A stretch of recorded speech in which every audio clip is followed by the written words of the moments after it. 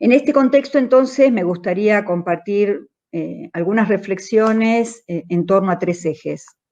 El primer eje tiene que ver con cómo pensar el derecho a la educación en este contexto de profundas desigualdades. El segundo con plantear algunas cuestiones que hacen, algunas tensiones que atraviesan nuestro trabajo como docentes, como educadoras, como educadores. Y por último, algunos desafíos, tanto en el presente como pensando un poco en el futuro, en el día después, que no sabemos muy bien cuándo y cuál será ese día después. El primer punto, que tiene que ver con cómo pensar el derecho a la educación en un contexto de profundas desigualdades. No me voy a detener a dar indicadores de las desigualdades que atraviesan nuestra sociedad y nuestras sociedades en Latinoamérica. Ustedes los conocen mejor que yo, los viven cotidianamente en sus barrios, en sus territorios, en sus instituciones.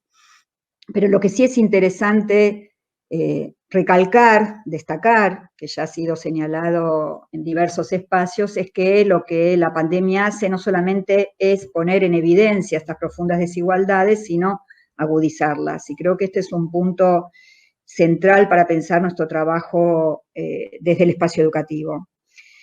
Y ahí entonces la pregunta es cómo materializar el derecho a la educación, qué condiciones generar para garantizar el derecho a la educación de todas, de todos, de cada una y de cada uno. ¿Qué significa para nuestros estudiantes tener derecho a la educación? ¿A qué les da lugar tener derecho a la educación en un contexto donde las escuelas no están dictando clases? Antes decíamos escuelas cerradas, las escuelas no están cerradas, están abiertas, ¿no? Reparten bolsones de comida, reparten cuadernillos.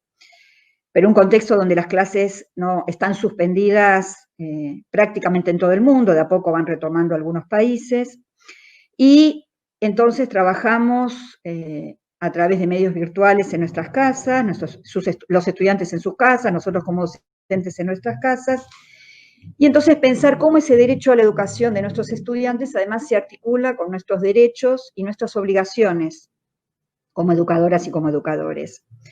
Entonces, en relación al contexto, simplemente me parece importante destacar, en primer término, que en el caso de Argentina realmente estamos atravesando una situación de excepcionalidad con respecto al resto de los países de Latinoamérica, no solamente porque tenemos un presidente, un Ministerio de Educación, ministerios provinciales, como es el caso de la Dirección General de Cultura y Educación, que piensan la educación en términos de derecho, sino que estamos en un país donde, por lo menos desde las esferas gubernamentales, el cuidado de la vida, el cuidado de nuestras vidas, aparece como una prioridad, o aparece como la prioridad de la política pública. Y me parece que este no es un dato menor. En una reunión en la cual participaba el otro día con el ministro de Educación y el grupo de trabajo sobre derecho a la educación y política educativa en América Latina, realmente se planteaban las realidades tan complejas que están atravesando nuestros países hermanos, y se planteaba, ¿no? Nos veían Argentina como un faro, como Argentina marcando agenda, una agenda más progresista en términos de un enfoque integral de derechos que pueda, si se quiere, iluminar, no sé si la palabra es iluminar, el resto de la región. Sin embargo, también el hecho de ser uno de los pocos países que está pensando la educación y pensando los derechos de este enfoque integral de derechos, también nos pone en una situación muy compleja, ¿no? Estamos bastante rodeados, atacados, bombardeados por los medios de comunicación, y bueno, ahí tenemos el gran desafío y el gran problema, bueno, en este contexto de crecimiento del autoritarismo, de gobiernos que lo último que hacen es desarrollar políticas de cuidado de la población. Bueno, en ese escenario nos estamos moviendo. En este contexto también de profundas desigualdades, enfrentamos en términos del derecho a la educación un problema histórico no resuelto, que es cómo se articula o no se articula, en muchos casos, la responsabilidad del Estado Nacional y el Gobierno Nacional, de los gobiernos provinciales o gobiernos locales, en poder materializar, en generar las condiciones para que el derecho a la educación efectivamente pueda ser ejercido, ¿no? Y acá hay una cuestión central a la hora de pensar nuestro país federal, que es que, bueno, históricamente este federalismo se dio a partir de una rivalidad histórica entre nación y provincias. Tenemos provincias de diverso signo político y esta pluralidad muchas veces termina perjudicando a los ciudadanos que viven en cada una de esas provincias, ¿no? Donde el derecho a la educación de cada uno se juega en función del hogar en el cual nació y de la provincia en la cual transcurre o no transcurre su trayectoria escolar. Entonces me parece que esto es interesante poder pensarlo y poder señalar también que estas desigualdades se agudizan obviamente en un contexto donde las condiciones de vida de las familias, como estamos viendo lo que está sucediendo actualmente en las villas de la ciudad, las condiciones vinculadas al trabajo, a los ingresos, a la pérdida, al cercenamiento de derechos, ¿no? Vivimos en un contexto de derechos vulnerados, atravesando una situación donde la política pública intenta o busca centrarse en un enfoque de derechos, pero el piso del cual partimos es muy complejo, ¿no? Y desde ese piso muy complejo y que se agudiza en un contexto de pandemia, volver a preguntarnos qué condiciones o qué se debe hacer hoy para poder garantizar el derecho a la educación en este contexto. Y ahí me parece importante también recuperar que el tema de la desigual distribución de los recursos tecnológicos, los recursos de conectividad, obviamente que agudizan la posibilidad de seguir aprendiendo, seguir haciendo escuela en este contexto tan complejo, ¿no? Miraba, por ejemplo, una encuesta, un relevamiento que realizó UNICEF el mes pasado, donde muestra, por ejemplo, que muchos y muchas adolescentes nunca han tenido ningún contacto con algún docente o ningún vínculo, ningún contacto en el tiempo de la pandemia. Otro porcentaje importante de adolescentes señala que participan de las actividades, de los trabajos que les solicitan, pero no han tenido devolución. Así que la situación a lo largo y a lo ancho del país, como sabemos, es muy heterogénea. En ese contexto, entonces, plantearnos el derecho a la educación implica plantearnos, bueno, ¿a qué tienen derecho nuestros estudiantes hoy? ¿No? Entonces, obviamente que el primer derecho es el derecho a la continuidad pedagógica. Hablar de derecho a la educación hoy es hablar al derecho que tienen a que desde el Estado, desde las instituciones, desde los educadores, organizaciones sindicales, garanticemos la continuidad pedagógica. Busquemos los diversos medios para poder garantizar esta continuidad pedagógica. La segunda cuestión tiene que ver con el derecho de nuestros estudiantes a la construcción colectiva del conocimiento, ¿no?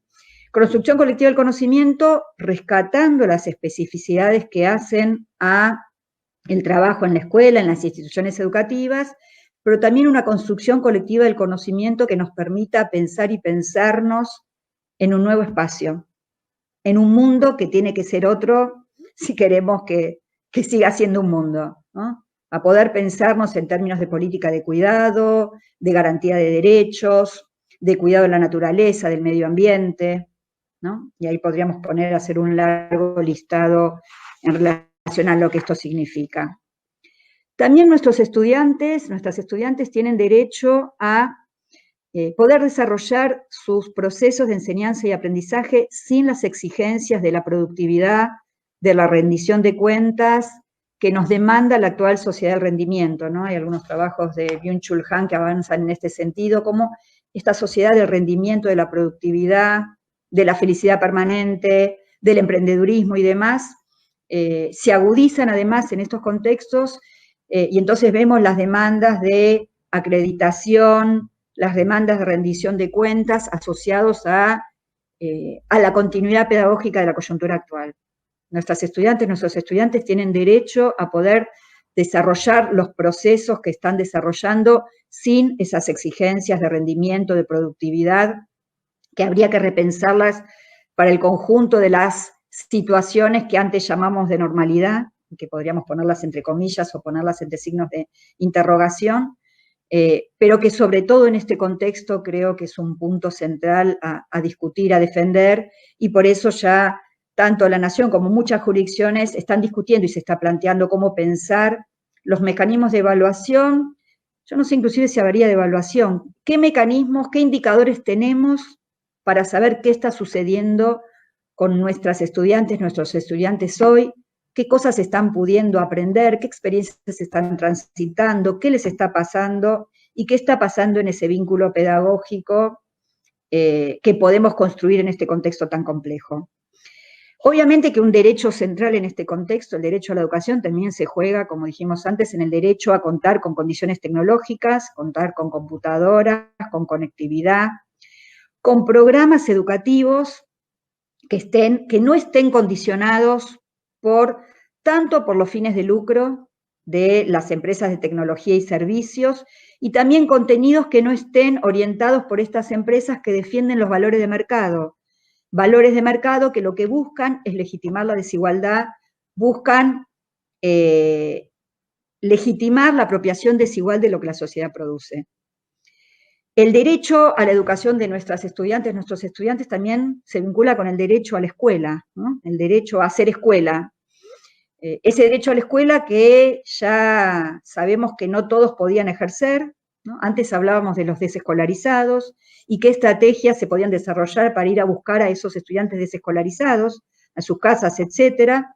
Hoy a los históricamente desescolarizados se suman aquellos alumnos que se van cayendo del sistema, se van cayendo de este proceso de seguir educando, este proceso de continuar estudiando en este contexto, ¿no? Entonces, ahí creo que hay un punto central y habría que pensar cómo desde los territorios, gobiernos locales, el gobierno provincial y el gobierno nacional se desarrollan estrategias para poder entrar en algún modo de conexión con esos estudiantes que están fuera del sistema, los que históricamente estuvieron fuera y las que se están cayendo ahora.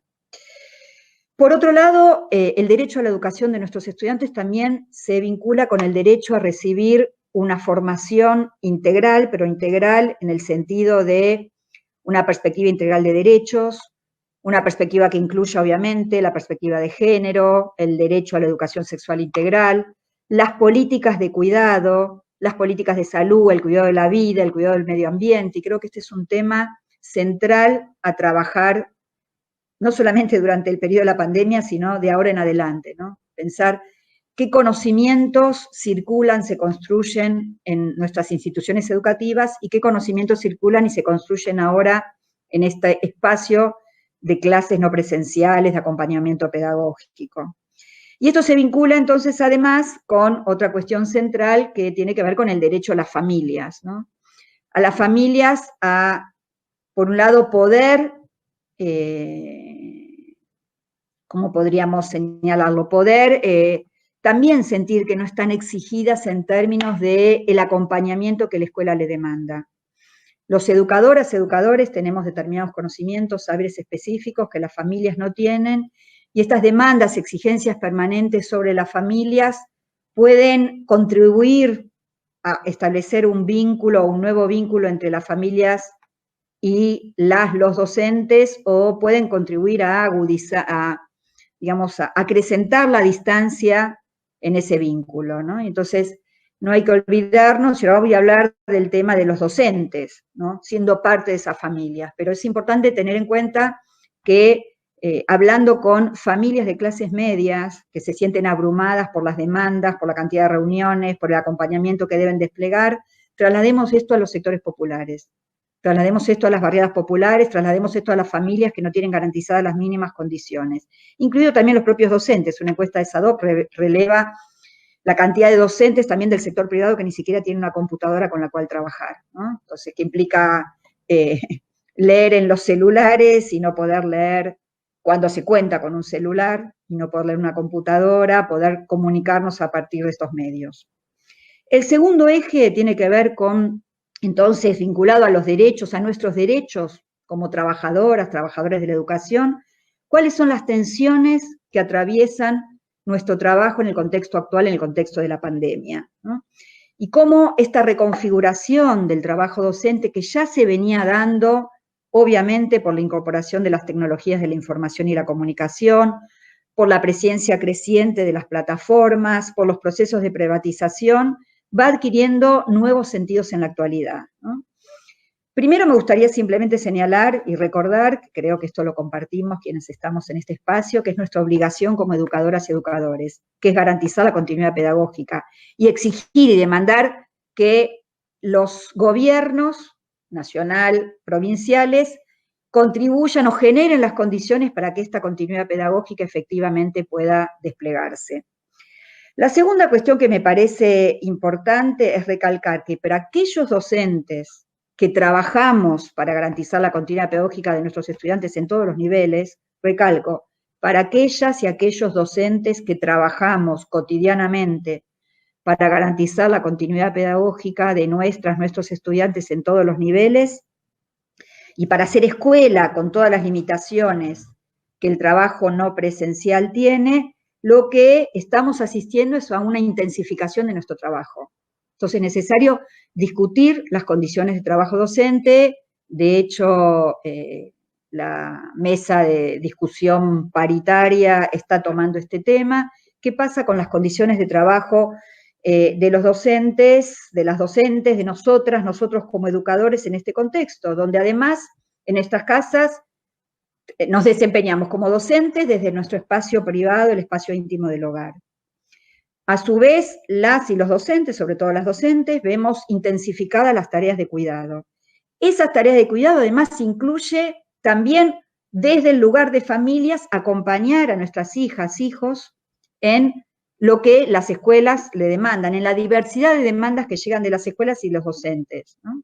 Algunas muy interesantes, algunas menos interesantes, docentes más conectados, docentes menos conectados. Entonces, ¿qué pasa o qué nos pasa como docentes desde ese lugar de demandas, de exigencias, etcétera?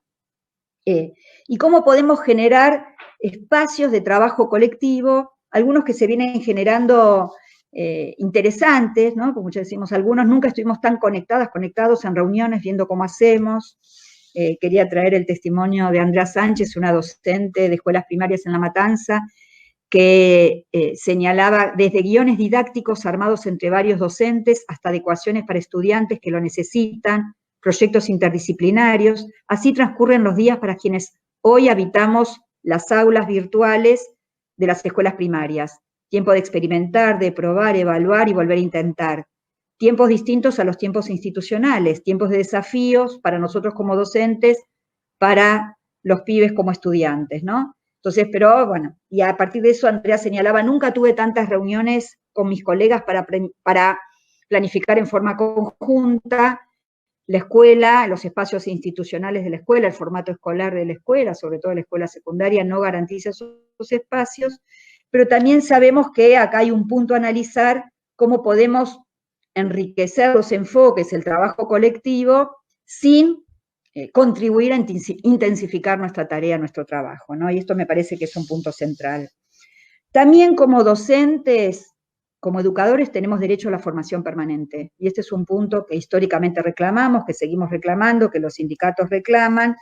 Y este es un derecho de los docentes, una obligación del Estado garantizarlo, que se vincula con el derecho a la educación de nuestros estudiantes, ¿no?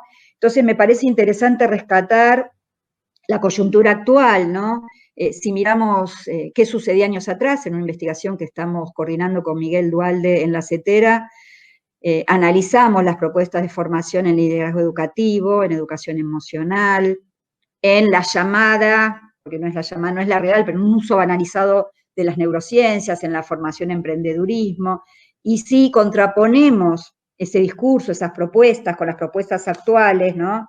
Sobre formación, por ejemplo, que está desplegando la Dirección General de Cultura y Educación a través de su educación superior, marco ético y político de la continuidad pedagógica, desde un paradigma del cuidado y la perspectiva de derechos, el tema de la planificación, encuadres pedagógicos a distancia que pongan foco en el lazo social, en la producción de sentido, ¿no?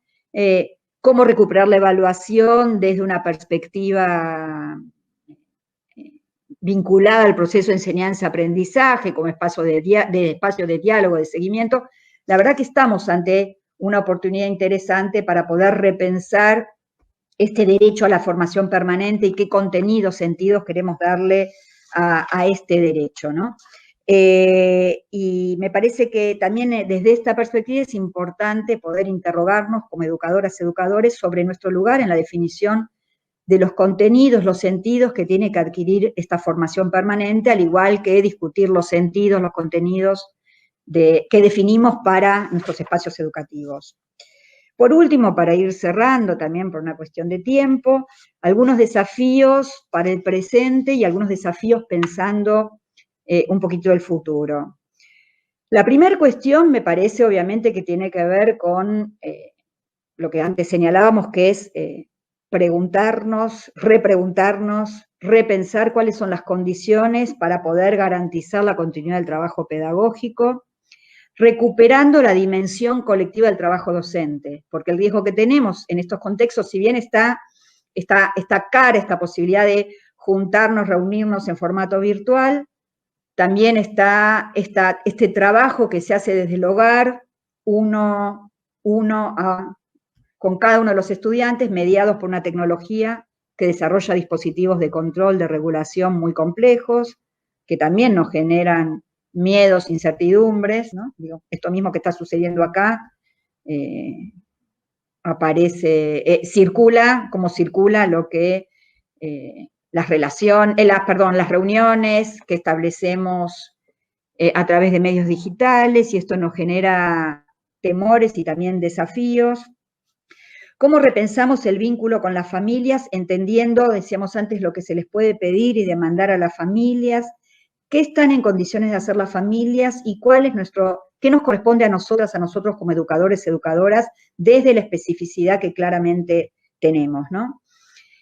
Otro desafío de cara al futuro y que debemos también trabajar en el presente es pensar el día después, pensar en esta vuelta a las instituciones educativas, que como está sucediendo ya en otros países, va a combinar instancias presenciales con instancias no presenciales, y cómo poder hacer frente al avance de las lógicas privatizadoras que estas instancias no presenciales históricamente han tenido, y de ahí me parece que el tema de desarrollar plataformas propias, el tema de la soberanía pedagógica que se plantea desde el gobierno nacional, aparecen como temas centrales a discutir cuando pensamos cómo vamos a articular estos espacios presenciales con estos espacios no presenciales.